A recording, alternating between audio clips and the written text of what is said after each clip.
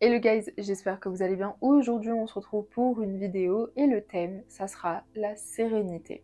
Alors, je vous ai déjà parlé de la sérénité dans ma vidéo sur la paix intérieure et il me semble aussi dans pas mal de vidéos sur la spiritualité. Il faut que vous compreniez que la sérénité, c'est un parcours et un objectif de vie en évolution constante. C'est un sentiment à cultiver.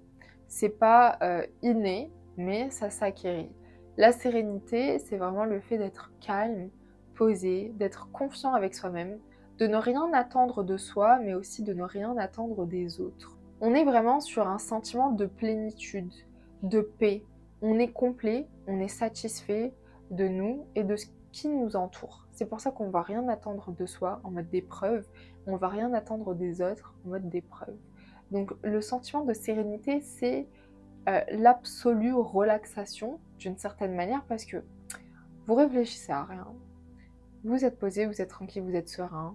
Vous savez qui vous êtes, vous savez ce que vous faites, vous savez votre mission de vie, des choses concrètes en fait. Et vous allez avoir du coup les autres. Vous connaissez vos amis, vous leur faites confiance, ils vous font confiance. En fait, tout va bien. Tout va bien. La sérénité, c'est quand tout va bien. Et ça vient quand vous êtes aligné avec vos valeurs, vos principes et vous en tant qu'individu dans votre maison, quand vous êtes seul, quand vous êtes entouré de vos amis, de votre famille, quand vous êtes entouré de la société plus globalement. Et dans le parcours vers la sérénité, il y a tellement d'étapes. Franchement, il y a tellement d'étapes. Mais c'est pour ça que je vous dis, c'est un sentiment à cultiver perpétuellement et continuellement. Vous allez avoir le fait de développer votre confiance en vous, le fait d'apprendre à gérer vos émotions, apprendre à gérer les conflits, dans le fait de apprendre à gérer vos émotions et tellement d'autres choses, vous détacher du regard des gens, etc.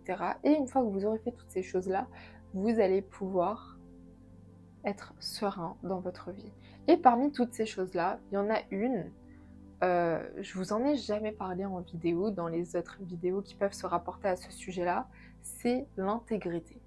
L'intégrité, ça aide énormément au fait de développer la sérénité. L'intégrité, ça fait partie du chemin vers la sérénité. Le fait d'être intègre, qu'est-ce que c'est? C'est de mettre en place les actions en respectant nos valeurs et nos principes quand personne ne regarde. Vous faites quelque chose de bien, même quand personne ne regarde. Parce que ça match avec vos valeurs, vos principes, ça fait partie de vos valeurs et de vos principes.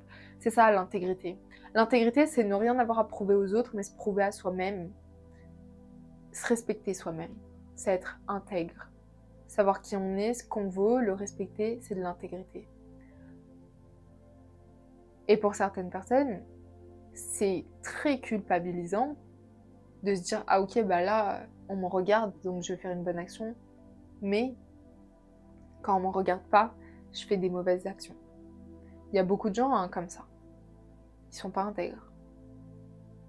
Aux yeux des autres, ils se mettent en scène, mais aux yeux de soi-même, ils n'ont aucun respect, aucune estime de soi, aucune valeur vis-à-vis d'eux-mêmes. Ils n'ont rien.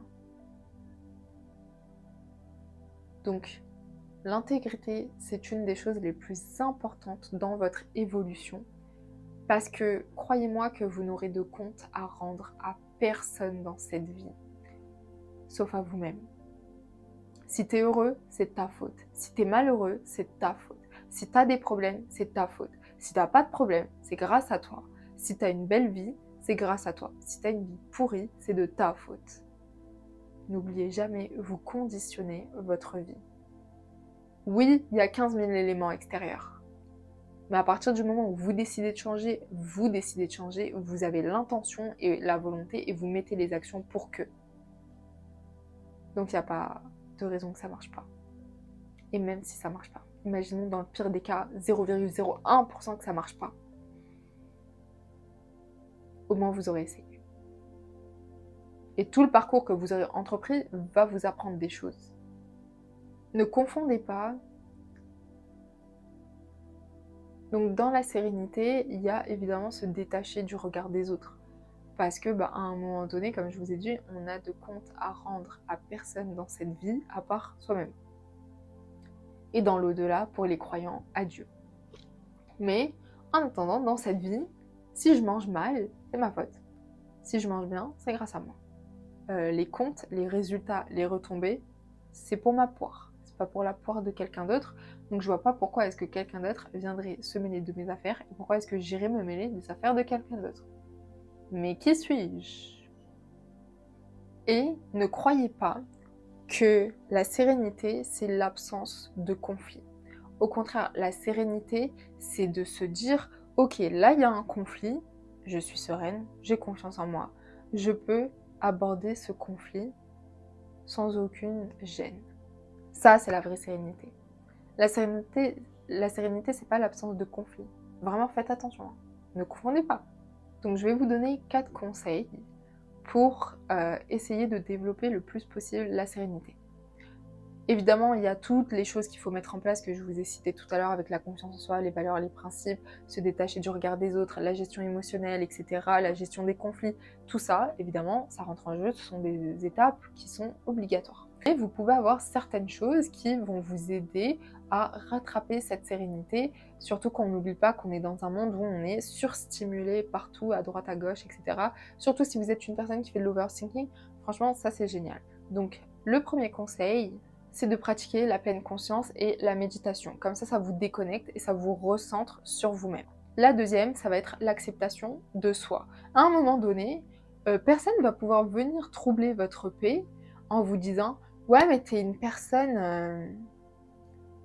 un petit peu égoïste. » Je suis au courant en fait. Je me connais. Je m'accepte comme je suis. J'ai décidé d'être égoïste, de me prioriser dans ma propre vie. Parce qu'arrive à un moment donné où je donnais tout aux gens et ça m'a rien apporté de positif. Donc oui, je décide d'être égoïste. Mais ça, c'est pas au détriment d'autres personnes. C'est juste, je me mets en avant, je me mets en valeur dans ma propre vie. Je vais pas éteindre ta lumière, écraser quelqu'un pour me montrer. Non, c'est pas ça. Non, du tout. Mais oui, je suis égoïste, je pense à moi avant tout, parce que personne d'autre va penser à moi. Donc quand il y a une personne qui vient vous dire « Ouais, mais vous êtes égoïste », dans ce sens-là, hein, évidemment, ce que je viens de vous décrire, oui, c'est un travail que j'ai mis en place, en fait. Je suis pas étonnée. Est-ce qu'il vient troubler votre sérénité? Non, parce que vous vous acceptez tel que vous êtes, et ça, en plus de ça, c'est un trait que vous avez vous-même développé. Donc à un moment donné, tu peux pas me choquer, tu vois. J'ai déjà fait le travail. Je connais déjà. C'est comme si, par exemple, demain, je change la couleur de ma voiture. Elle est blanche, je la mets en rouge. Quelqu'un va me dire, ta voiture, elle est rouge. Je suis au courant, frérot, en fait. C'est moi, je l'ai changée. Acceptez-vous tel que vous êtes, tel que vous voulez être. Troisième conseil, évitez les distractions. Bon, comme je vous ai dit, méditation, pleine conscience, ça vous permet de vous recentrer. Arrêtez de regarder la télé. Arrêtez de regarder la radio avec toutes les pubs là, qui passent. C'est même pas vous qui les choisissez. Ou quand il y a la radio, appuyez sur mute, mettez le volume à 0. Voilà, il y a plein de trucs. Évitez les distractions un maximum. Choisissez en fait ce que vous voulez comme distraction. Ne vous laissez pas juste influencer comme ça, laissez les trucs rentrer, sortir dans votre vie. Non, non. Et le quatrième conseil, ça va être d'avoir des rituels de calme. Par exemple, boire un petit thé le matin, le soir, faire une petite balade. Voilà, des rituels de calme où vraiment vous allez pouvoir vous consacrer à une activité où vous allez vous déconnecter de tout et pouvoir être serein et vivre un moment de sérénité. Donc voilà. Écoutez guys, c'est la fin de cette vidéo. N'oubliez pas, la sérénité, c'est un sentiment qui se cultive et qui est un objectif de vie perpétuel. Pour votre santé mentale, ça jouera beaucoup également. J'en ai pas parlé, mais c'est vrai que, punaise, genre sur son état d'esprit constant, sur sa santé mentale, sur tellement de choses dans la vie de tous les jours, ça aide tellement d'être serein. Prenez soin de vous, on se retrouve bientôt pour une prochaine vidéo. Ciao, ciao.